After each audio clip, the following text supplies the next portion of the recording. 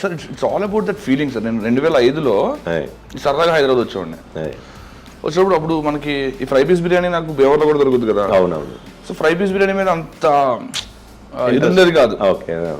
అక్కడ తింటున్నాం కదా, హైదరాబాద్ వస్తే మనం దమ్ బిర్యానీ తినాలి అని అన్ని హోటల్స్లో దమ్ బిర్యానీ ట్రై చేసాం. అవునండి. ఒకసారి మా కజిన్ లేదు నువ్వు ఇక్కడ ట్రై చేయాలి, నాకు ఇప్పుడు కూడా గుర్తు, అప్పటి నుంచి సేమ్ ప్యాకింగ్ కదా మీది. అవునండి.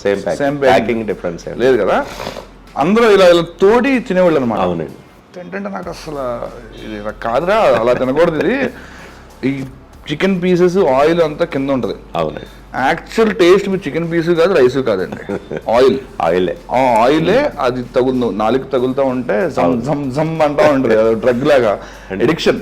దాన్ని ఇలా తిరగేసినప్పుడు ఆ ఆయిల్ అంతా కారి, ఆ పైన ఎర్రగా చికెన్ పీస్ ఉండి కింద వైట్ ఉండి, అవునండి, అలా తిన్న తర్వాత నేను ఫిదా అయిపోయానండి. మీకు ఇష్టమండి మీ ఫ్రై పీస్ బిర్యానీ? చాలా ఇష్టం అండి.